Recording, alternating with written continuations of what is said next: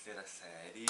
Meu nome é Anderson, né? Vocês já me conhecem das videoaulas de literatura, mas nessa nova leva eu fiquei escalado para gravar os módulos de redação para vocês e vai ser mais uma vez um prazer estar com todos vocês, né? Nessa aula nós vamos falar sobre o módulo 12 e vamos começar a abordar métodos de raciocínios, métodos de raciocínio importantes, né, na hora de construir o texto, na hora de construir a redação de vocês, porque é evidente que as propostas dissertativo-argumentativas, elas exigem, né, dos candidatos um raciocínio lógico.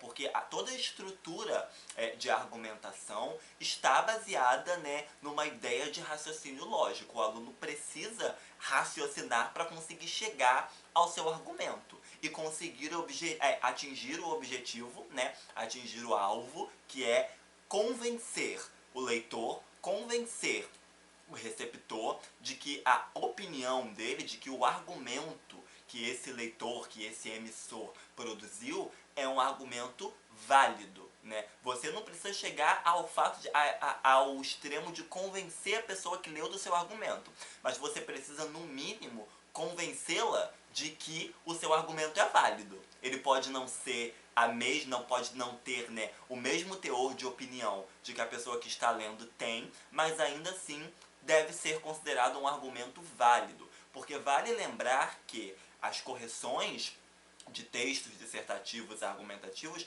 não consideram se você é a favor ou contra alguma coisa, mas consideram a maneira como você argumenta, consideram se você consegue desenvolver o argumento válido, mesmo sendo a favor ou mesmo sendo contra. Então o que está em jogo na hora de corrigir a sua redação não é se você tem opinião A, ou se você tem opinião B, ou se você tem opinião C, mas é sim a maneira como você estruturaliza, né, esta opinião, a maneira como você constrói essa opinião. E um dos pontos centrais na construção dessa opinião, na construção desses argumentos, são alguns métodos interessantes de raciocínio lógico. O módulo 12 traz, né, dois módulos bem interessantes e bastante cobrados, que são os métodos de dedução e indução. E é até importante eu abrir esse parêntese para falar que esses métodos de dedução e indução obviamente são e devem ser usados na construção do texto argumentativo de vocês, mas é bom a gente manter em mente que a UERJ, os vestibulares da UERJ já cobraram questões de indução e dedução nas questões objetivas. Então já teve lá uma questão no vestibular que era uma charge, e aí você tinha que descobrir se aquela charge estava usando o método dedutivo ou o método indutivo. Então a UERJ pode vir a cobrar esses métodos de raciocínio lógico dentro da prova de linguagens, ok? Em alguma maneira de interpretação, de pensar se o autor daquele texto ou o autor daquela charge agiu de maneira indutiva ou de maneira dedutiva. Então, além de pensar nesses temas que nós vamos abordar hoje, para a construção dos textos de vocês, pensem também de maneira objetiva, porque podem ser cobrados na UERJ em questões objetivas, ok? Então a galera que vai fazer o UERJ, se liga aí nesses conceitos, nessas construções, porque a UERJ pode vir a cobrar isso em questões da prova de linguagens, ok? Então vamos começar? Gente, a gente não para, nós sabemos que o nosso pensamento, ele é algo incontrolável, né? Nós não conseguimos controlar os nossos pensamentos. Por mais que a gente tente, nós não conseguimos controlar nem os nossos pensamentos, nem os pensamentos alheios. E outro detalhe importante é que nós não paramos para pensar sobre o nosso pensamento. Já pensaram nisso? Ó que confuso. Por exemplo, vamos pensar que você está com fome. Ai, acordei, não jantei direito ontem, então acordei com muita fome hoje, né? Durante a madrugada, dormi a madrugada inteira e acordei com o estômago roncando. Então, tô com fome. Qual é a sua atitude? você percebe que está com fome e vai procurar alguma coisa, naturalmente vai procurar alguma coisa para comer, né? Para se alimentar. Mas você não fica pensando sobre o seu pensamento. Você não fica assim, eu estou com fome. Bom, quando um ser humano está com fome, ele precisa se alimentar. Os alimentos geralmente estão na cozinha. Então eu vou me levantar, vou até a cozinha, vou procurar os alimentos. Gente, a gente não fica fazendo isso. A gente pensa, tô com fome. Quando a gente falou isso, a gente já está na cozinha. Abrindo a geladeira, abrindo os armários, procurando alguma coisa para comer. Então o pensamento ele flui de maneira automática. Nós não ficamos pensando sobre o pensar.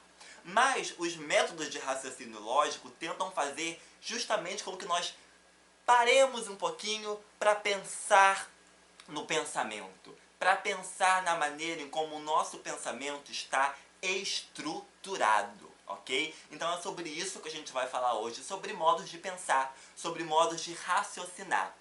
É importante a gente pensar, quando a gente fala de estrutura de pensamento, nós precisamos voltar a falar um pouquinho de Aristóteles, porque ele estabeleceu três estruturas básicas, né? Três aspectos básicos na hora de estruturar um pensamento.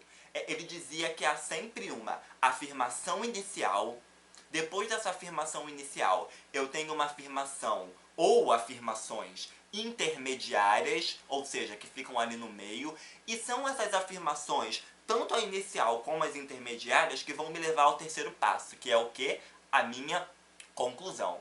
Então a estrutura do pensamento, ela acontece dessa maneira. Nós temos uma afirmação inicial, uma afirmação ou afirmações intermediárias, e a partir desse conjunto de afirmações, nós chegamos a uma conclusão. Um exemplo clássico de Aristóteles. Todos os homens são mortais. Essa é a minha afirmação inicial. Ora, Sócrates é um homem. Essa é a minha afirmação intermediária. Logo, Sócrates é mortal. Essa é a minha afirmação, essa é a minha conclusão. Então preste atenção. Na minha afirmação inicial eu disse, todos os homens são mortais, certo? Depois eu concluí, Sócrates é um homem. Então Sócrates, sendo homem, é mortal. Afinal, todos os homens são mortais. Perceba, há um caminho fechado. No momento da conclusão, eu vou retomar a minha afirmação inicial. Lembram da estrutura da redação de vocês que a gente fala? A tese tem que aparecer na introdução, mas a tese tem que ser retomada na conclusão. Isso é uma ideia lógica, é a ideia de você concluir a partir da sua afirmação inicial. O que você colocou no meio, as suas afirmações intermediárias, precisam estar organizadas para retornarem à afirmação inicial. Todos os homens são mortais. Blá, blá, blá, blá, blá, blá, Sócrates é um homem. Opa! Se Sócrates é um homem, ele é mortal. Eu fiz um círculo fechado. Eu voltei à minha afirmação inicial. Tudo que eu digo no meio, esse blá, blá, blá, blá, blá que eu falei, são todas as afirmações intermediárias que eu posso colocar entre todos os homens são mortais e Sócrates é mortal. Agora, o que eu vou colocar no meio são todas as minhas afirmações intermediárias que vão me levar a esse caminho da conclusão. Então, essa é a estrutura básica que Aristóteles, delimitou para o pensamento. Nós temos afirmações iniciais, afirmações intermediárias, e tudo isso vai desembocar onde? No que a gente chama de conclusão, ok? Então vamos avançar mais nessa ideia, mas eu creio que já dá para vocês perceberem como que tudo isso pode se aplicar aos textos que vocês vão produzir, ok? Então vamos prosseguindo aqui. Nós temos dois métodos de raciocínio que são abordados no módulo 2 da apostila de vocês, que são a dedução e a indução, ou o método dedutivo e o método indutivo, ok? Eu vou falar um pouquinho sobre cada um desses métodos, dando exemplos, né? E depois a gente parte para exemplos em redações, em textos dissertativos argumentativos, ok? Eu vou seguir dando exemplos bem grosseiros para ficar bem claro como que cada um funciona, e depois a gente pega exemplo de texto para poder trazer isso para a dissertação argumentativa, beleza? Vamos seguir então? Vamos lá.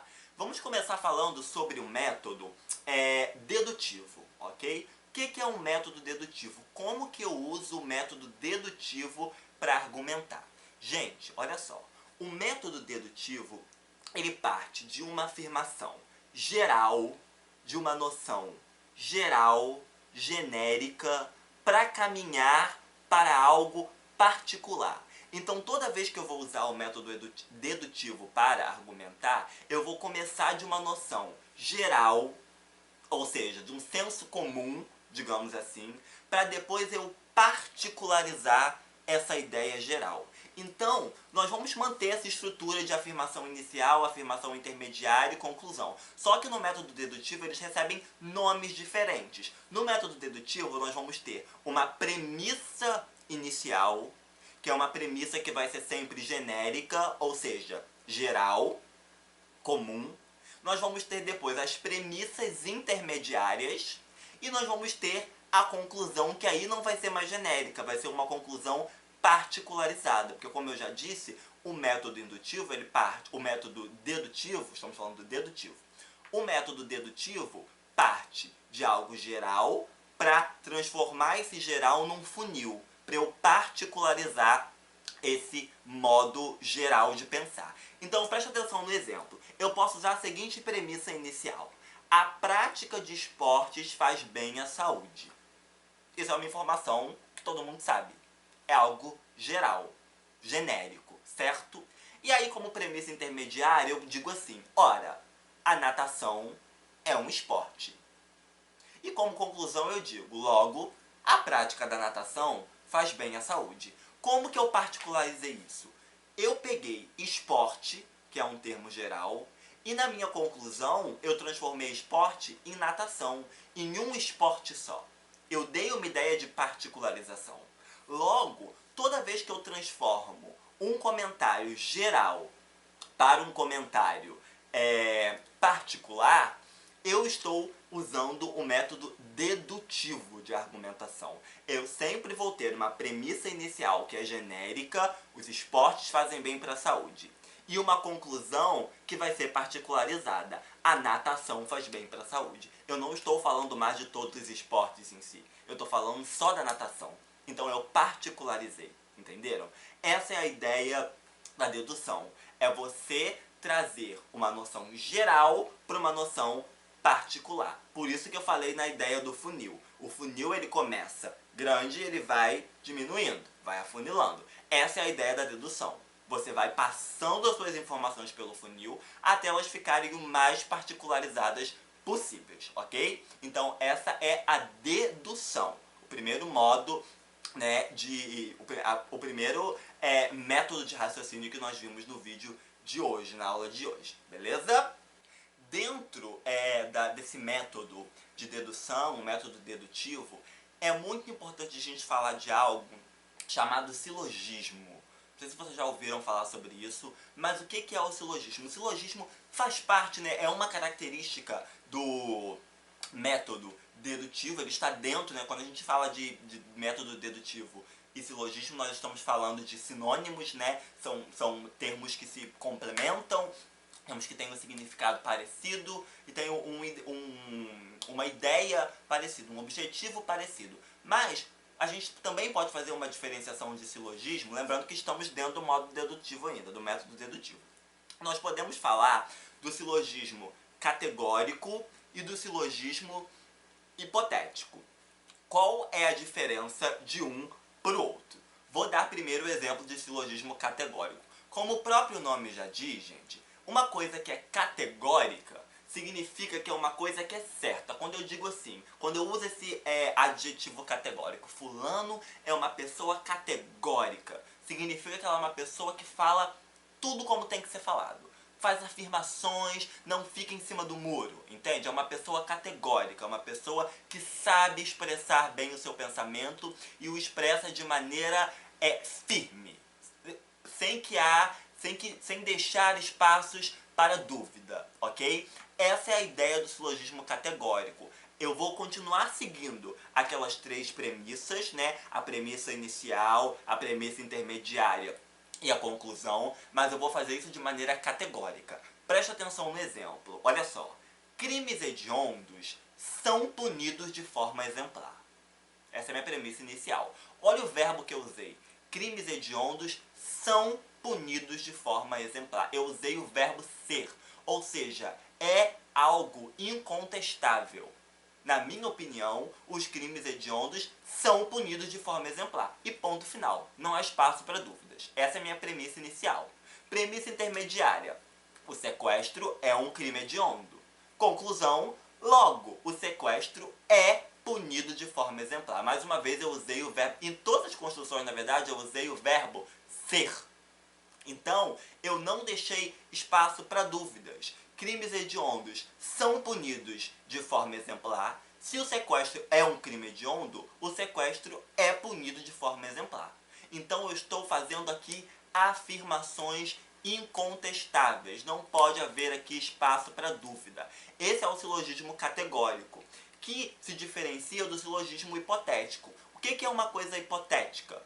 Uma coisa hipotética é uma coisa que pode ou não pode acontecer. Então, mais uma vez eu vou seguir as premissas, premissa inicial, premissa intermediária e conclusão, só que agora vocês vão perceber uma diferença na argumentação. É uma argumentação que não é mais categórica, ela é uma argumentação que se torna hipotética. Olha só o exemplo.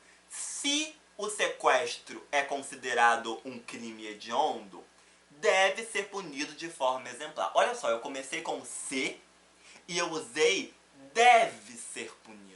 Então eu não tenho mais uma afirmação incontestável. Eu tenho algo hipotético que pode ou não pode acontecer. Depende de uma circunstância para acontecer. Se o sequestro é considerado um crime hediondo, ele deve ser punido de forma exemplar. Mas só se ele for considerado. Então essa é a minha premissa inicial. A premissa intermediária. Ora, o sequestro é um crime hediondo. Aí eu usei o verbo ser, porque eu já consegui definir que o sequestro é um crime hediondo. E no final eu vou dizer o quê? Logo, o sequestro deve ser punido de forma exemplar. Como que o silogismo hipotético se diferencia do silogismo categórico? O silogismo categórico ele tem afirmações o tempo todo. São afirmações incontestáveis o tempo inteiro. Já o silogismo hipotético ele vai partir de uma hipótese para poder criar argumentação. Ele vai testar uma hipótese para chegar à sua afirmação. Ele não já vai começar afirmando. Quando a gente usa de silogismo hipotético, nós não já começamos afirmando. Nós partimos de uma hipótese para, a partir daí, afirmar. Diferentemente do categórico, que já afirma do começo ao fim, ok? Lembrando que essas ideias de silogismo estão dentro do método dedutivo, ok? Então nós temos o método dedutivo que faz o quê? Parte de uma premissa geral para uma premissa particular e pode ser feita dessa maneira. Categórica, onde eu só afirmo, ou hipotética, onde eu passo de uma hipótese para poder chegar à minha afirmação. Tudo bem? Então, isso foi o método dedutivo. Agora nós vamos falar sobre o método indutivo. Agora a gente vai ter que fazer o seguinte, a gente vai ter que... Eu dei a imagem do funil para vocês, certo? Nós vamos ter que virar esse funil de cabeça para baixo, para poder pensar no método dedutivo. Porque o método indutivo, ele faz o caminho contrário. Ele parte de algo particular para algo geral. Então, se no dedutivo eu tenho algo geral para algo particular, no indutivo eu tenho algo particular para algo geral. É o caminho contrário. Então, aquelas premissas vão se manter, mas com nomes diferentes. No método dedutivo, nós tínhamos premissa inicial, premissa intermediária e conclusão. No método indutivo, nós vamos ter evidência inicial, evidências intermediárias e conclusão geral. Ou seja, eu vou partir de algo particular para uma conclusão geral. Preste atenção no exemplo. Vou continuar no exemplo de esporte, que eu dei lá no começo do método dedutivo, do método dedutivo, fico confundindo os dois nomes, do método dedutivo, para vocês prestarem atenção como que isso se materializa aqui no método indutivo. Olha só, praticar natação faz bem para a saúde. Praticar basquete, futebol, vôlei e atletismo também faz bem. Essa é a minha evidência inicial. Percebam que é uma evidência completamente particularizada. Eu estou falando de esporte por esporte. Eu não falei que todos os esportes fazem bem para a saúde. Falei só alguns. Eu falei praticar natação faz bem para a saúde, praticar basquete, futebol, vôlei e atletismo também faz bem. Então eu falei de alguns esportes, não falei de todos. Essa é a minha evidência inicial. A minha evidência inicial é que são esses esportes que fazem bem para a saúde. Não falei de todos ainda. Qual vai ser a minha evidência intermediária? Ora, natação, basquete, futebol, vôlei e atletismo são esportes, certo? Então, qual vai ser a minha conclusão disso? Praticar esporte faz bem para a saúde. Se eu disse que na minha evidência inicial, eu disse que natação, basquete, futebol, vôlei e atletismo fazem bem para a saúde, certo? Essa foi a minha evidência inicial. A minha evidência intermediária foi perceber que tudo isso que eu citei são esportes. Então, qual pode ser a minha conclusão disso? A única conclusão possível, que praticar os esportes faz bem à saúde. Perceba, foi um caminho contrário. Eu fui do particular para algo geral, de esporte por esporte para falar de algo geral, diferentemente da dedução, que eu fui do esporte, termo geral, esporte, para chegar na natação. Então foi caminho inverso. Essa é a diferença de dedução e indução. Na dedução nós partimos de algo geral para algo particular, na indução nós partimos de algo particular para algo geral, ok? Algo genérico. Como eu falei para vocês, nós vamos ver agora exemplos de dedução e indução em textos dissertativos argumentativos, para vocês perceberem como que isso funciona de fato na argumentação. Eu já disse que na UERJ pode vir a cair dedução e indução nas questões objetivas, mas como aplicar isso de fato nos textos dissertativos argumentativos? Vou ler exemplo para vocês depois de eu beber esse gole d'água.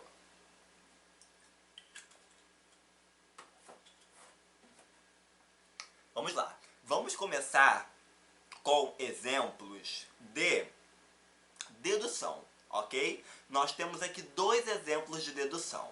Primeiro, ou seja, daquele que vai partir da premissa geral para a premissa particular. Tudo bem? Então vamos ver o primeiro exemplo de dedução. O tema era: por que o desejo de fama é tão presente no mundo? Esse era o tema. Olha o parágrafo que foi construído, um dos parágrafos que foi construído pelo candidato.